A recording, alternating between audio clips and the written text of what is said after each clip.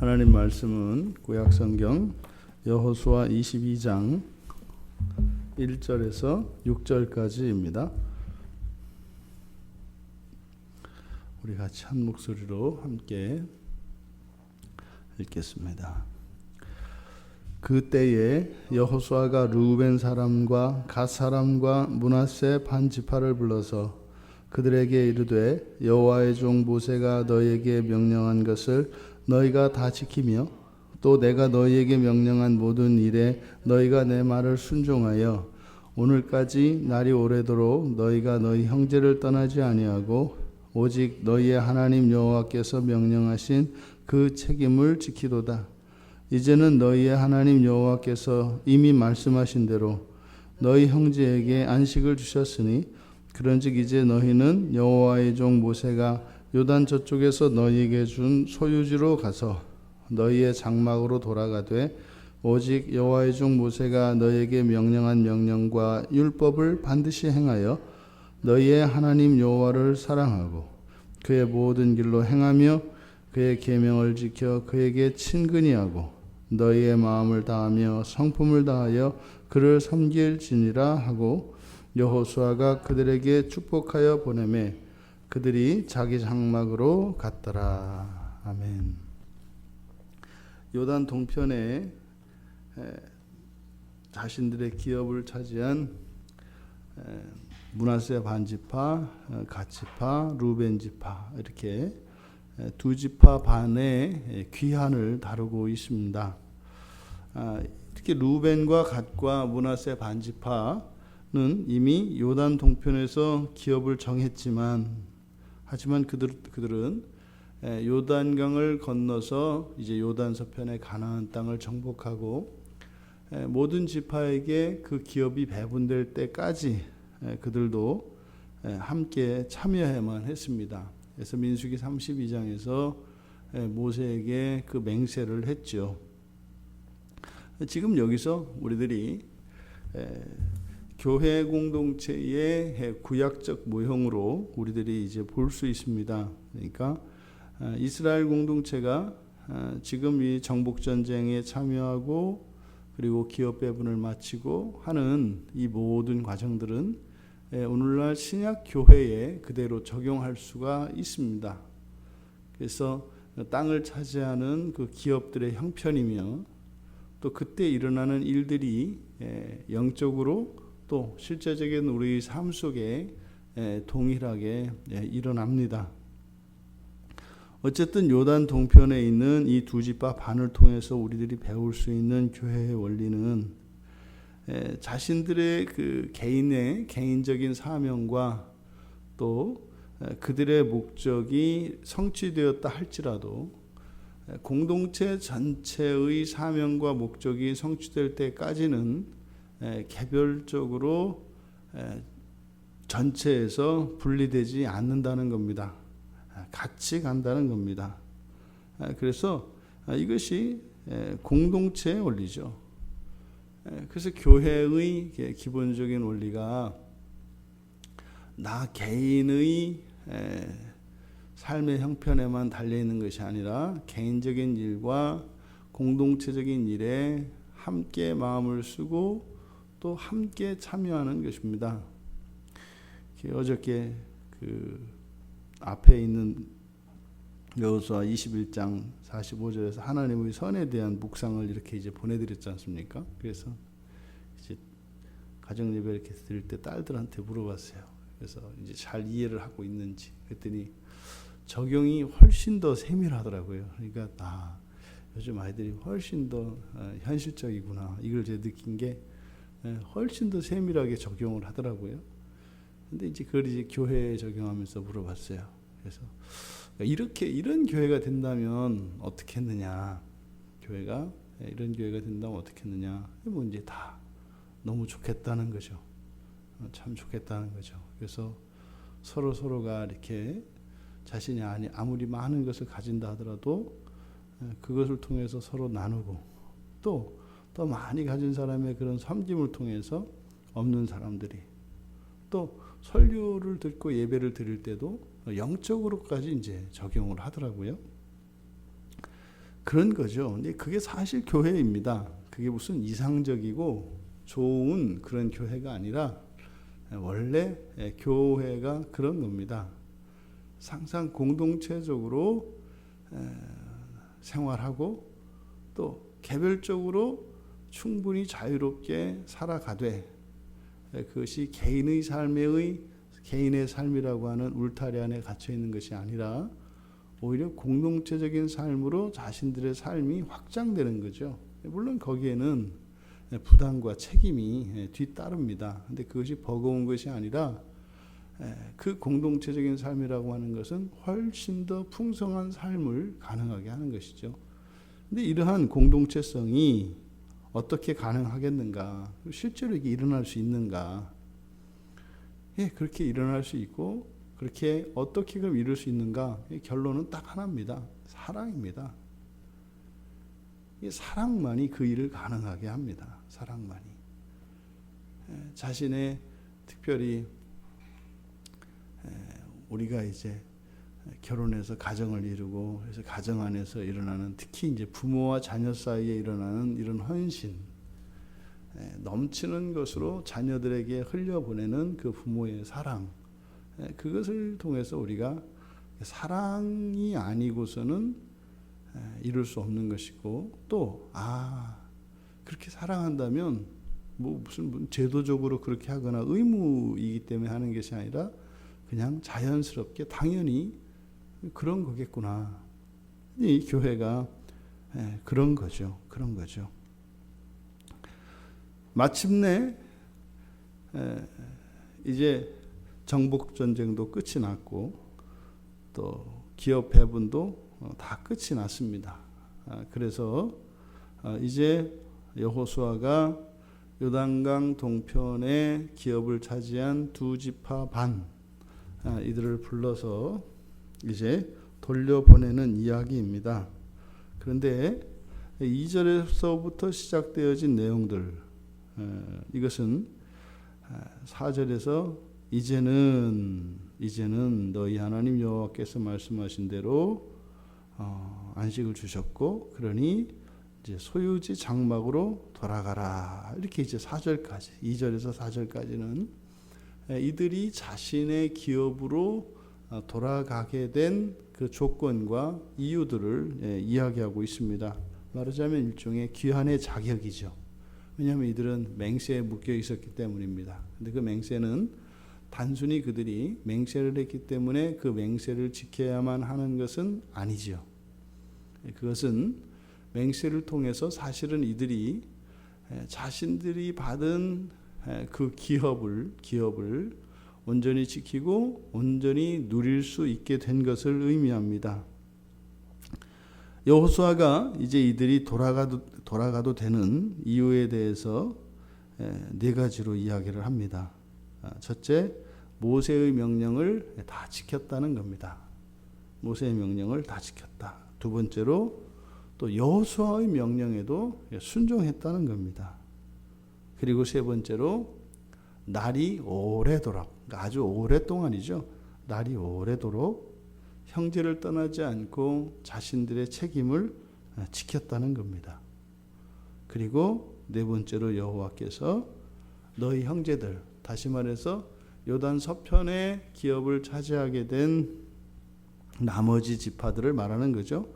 그들에게 안식을 주셨기 때문이다 라고 이야기합니다.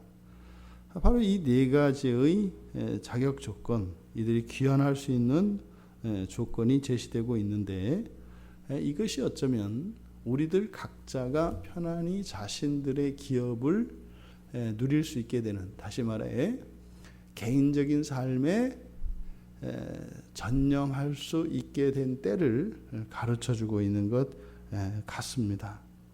그러니까 그 마지막이 형제들 모두에게 안식이 이루어졌을 때 이제는 자신들의 삶에 전념할 수 있는 겁니다.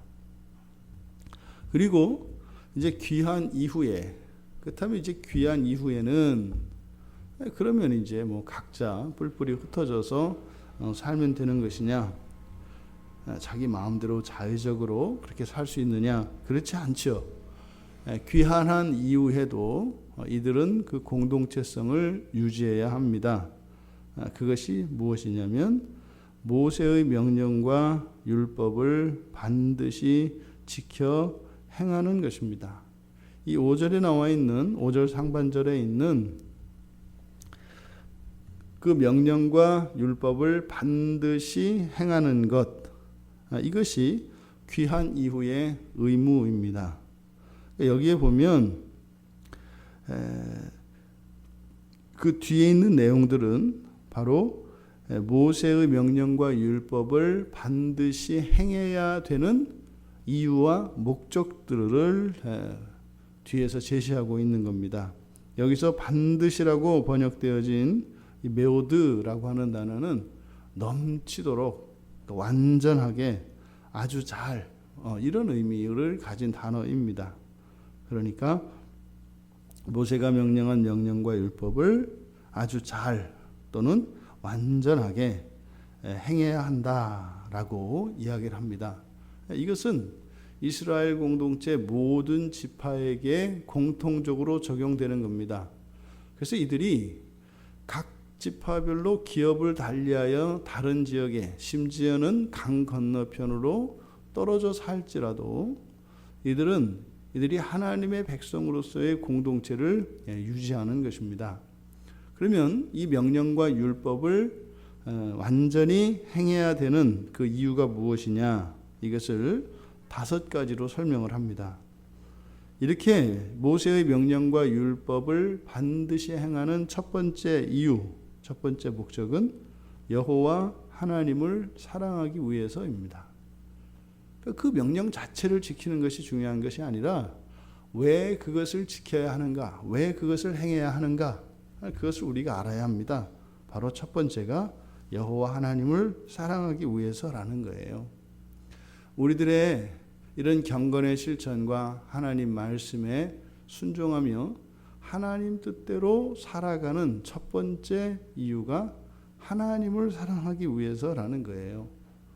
그러니까 하나님을 사랑하지 않는 사람들은 그 명령과 율법들, 성경에 게시되어진 이런 하나님의 명령들을 지켜야 될 필요를 느끼지도 못하고 그것에서 어떠한 기쁨과 어떠한 유익을 누리지를 못합니다. 왜요? 그것을 지켜 행하는 목적이 하나님을 사랑하기 위한 것이기 때문에 하나님을 사랑하지 않는 이들에게 하나님을 사랑하는 방편으로서 주어진 하나님의 명령과 율법들이 오히려 곤욕스러운 것이 되기 때문입니다. 두 번째로는 그의 모든 길로 행하기 위해서라고 해요. 닮아가는 거죠. 그의 모든 길로 행한다라고 했던 것은 걸어간 그 길을 따라 걷는 것이고 찍힌 그 발자국 위에 나의 발을 얹는 겁니다. 닮아가는 거죠. 바로 그것은 하나님이 기뻐하는 것이기 때문에 우리도 똑같이 한다라는 거예요. 그 모든 길을 행한다라고 하는 이것은 앞에서 율법과 명령을 지켜야 되는 것과 의미가 다릅니다. 그것은 하나님을 닮아가는 것, 닮아가기 위해서 이런 거죠. 그 다음 세 번째가 계명을 지키기 위해라고 이야기를 합니다. 그러니까 하나님의 계명을 지키는 것은 이렇게 몇 개 조항들을 말하는 것이 아니라 주어진 모세를 통해서 주어진 모든 명령과 율법을 완전히 지키는 것이 하나님의 계명을 지키는 것이라는 뜻이에요. 그러니까 어떤 계명 한 조항조차도 그것을 소홀히 하거나 가벼이 여길 수 없다는 거죠. 그리고 네 번째가 여호와 하나님께 친근히 하기 위한 것이라는 겁니다. 친근히 한다라고 하는 것은 아주 가까이 하는 것이고 늘 붙어 지내는 것을 말합니다. 그러니까 하나님과 함께하고 하나님과 가까이 지낸다는 것은 명령과 율법을 행하는 것과 일치한다는 거죠. 그러니까 우리가 사랑하는 여호와 하나님과 만나서 가까이 또 그분을 닮아서 함께 지내는 것이 이 모세의 명령과 율법을 완전히 지키는 것이라고 이야기를 하는 겁니다. 그러니까 하나님이 인격적으로 살아계신 하나님으로 경험되어질 때 바로 이들이 이런 모세를 통해서 주신 명령과 율법을 지킴으로써 동행하시는 하나님을 이렇게 느낄 수 있고 그걸 인식할 수 있다면 그것이 얼마나 큰 기쁨과 영광이 되겠습니까? 그리고 마지막으로 마음과 성품을 다하여 여호와 하나님을 섬기기 위한 것이라고 합니다. 우리가 종종 하나님을 섬기는 그것을 오해하는 경우가 많습니다. 어떠한 일들을 하거나 어떤 헌신을 하는 것, 그것을 마치 하나님을 섬기는 것처럼 착각을 합니다. 그것은 사람들이 조작해낸 거죠. 우리가 우리의 행위로 하나님을 결코 섬길 수 없습니다. 하나님은 그런 것을 필요로 하시는 분이 아니에요. 마치 우리가 돌아가신 조상들을 위해서 제사상을 차려놓고 마치 그 제사상의 음식들을 하나둘을 뭐 이렇게 마시래도 보기를 바라는 마음으로 정성껏 준비해서 상차림을 해놓습니다만 그거를 뭐 죽은 사람들이 와서 먹는 게 아니죠. 그냥 산 사람들이 그거 끝나고 나서 먹는 거죠. 하나님은 영이시기 때문에 이러한 물질적인 헌신이 하나님께는 하나도 도움이 되지 않습니다. 중요한 것은 무엇이에요? 우리의 마음과 성품입니다. 우리의 마음과 성품으로 그것을 섬기는 그 일이 우리의 삶 속에서 이런 행위적인 섬김으로 나오는 것이죠. 그러니까 하나님은 이런 섬김이 필요 없단다야. 그냥 마음만으로 하면 되겠네. 그래서 이렇게 마음과 우리의 행위가 떨어질 수 있느냐? 그렇지 않습니다. 근데 중요한 것은 마음이 없이도 그런 행위는 있을 수 있다는 거예요. 그러면 하나님을 섬긴다고 하는 것은 우리의 헌신과 봉사라기보다는 바로 이 주어진 명령과 이 율법을 완전하게 행하는 그것이 하나님을 섬기는 것이래요. 그러니까 지금 이 구약에서 성경에 게시되어진 특별히 이 모세오경에 모세를 통하여 주신 명령과 율법을 지키는 일이 유대인들에게는 어떠한 의미인지 이 5가지의 목적을 통해서 우리가 배울 수 있습니다. 이것은 오늘날도 마찬가지입니다. 우리가 예수를 믿고 이제는 그리스도인이 되었습니다만 우리가 하나님을 사랑하고 또한 하나님을 닮아가고 또 하나님과 함께하며 하나님을 섬기는 그것이 없다면 살아있는 동안 우리에게 구원이 무슨 의미겠습니까?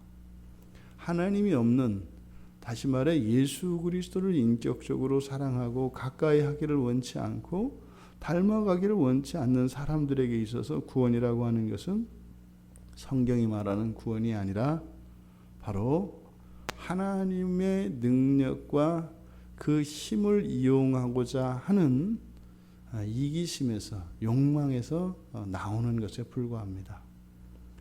그래서 모든 그리스도인들은 우리 주 예수 그리스도의 연인들이죠.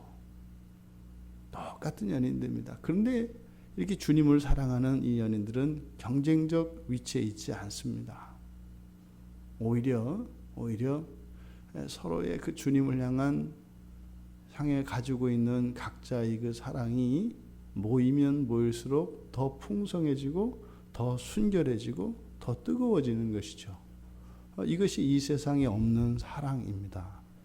우리가 이 요단 동편 지파가 이제는 귀환하게 된 이런 조건과 자격 요건, 또 그리고 앞으로 이들이 돌아가서 이제 그 기업을 누리게 되는 그 목적, 이것은 바로 하나님을 사랑하고 하나님을 닮아가며 하나님과 더 깊고 친밀한 교제를 위하여 그 기업도 주어진 것임을 여호수아는 밝히고 있습니다. 우리가 예수를 믿었습니다. 그로 인한 반사 이익도 있고 반사 효과도 있고 많이 있습니다. 하지만 근본은 무엇입니까? 그리스도 예수를 더욱 사랑하는 것입니다. 우리에게 주어진 이런 환경과 또 우리가 맺고 있는 모든 관계를 통해서, 심지어는 우리의 신앙을 통해서 우리들이 취해야 할, 그리고 우리들이 바라보아야 할 최고의 목적은 주님을 더욱 사랑하고 주님을 더욱 가까이 하며 주님을 닮아가는 겁니다. 바로 기업을 주신 하나님의 이 목적이 또 그 의미가 무엇인지 깨닫고 이들의 삶 속에 그 하나님의 언약이 영원히 지켜지기를 바랍니다. 우리들 또한 그렇게 되기를 바랍니다. 우리의 삶 속에, 우리의 인생에서 더 나아가 영원까지 하나님을 사랑하는 그 일에 또 그것에 만족과 기쁨을 누리고 또한 더 사랑하기 위하여 하나님의 말씀을 더욱더 사랑하고 하나님 말씀을 더욱 가까이 하는 우리 모두가 되기를 주님의 이름으로 축원합니다. 살아계신 하나님, 이제 오랜 동안의 정복전쟁과 기업 배분을 마치고 이제 자신들의 가족들이 거하는 요단 동편으로 귀환하는 이 두 지파 반의 그 기사를 저희들이 살펴보았습니다. 언제나 저희들의 삶에 충실히 하는 것과 또한 공동체적인 삶을 살아내는 이 일에 결핍이 없게 하시고 치우치지 않게 하여 주시고 또한 개인의 삶에 전념하기 위한 조건으로 제시되어지는 공동체의 안정과 또한 그 이후에 저희들이 살아가는 목적이 하나님을 더욱 사랑하는 것임을 오늘 성경을 통하여 저희들이 배웠습니다. 그저 스쳐 지나가는 말씀이 아니라 저희들의 삶의 원리가 되게 하여 주시고 인생의 색깔과 목적과 방향이 변화되어질 수 있도록 은혜를 내려 주시옵소서. 감사하며 예수님의 이름으로 기도하옵나이다. 아멘.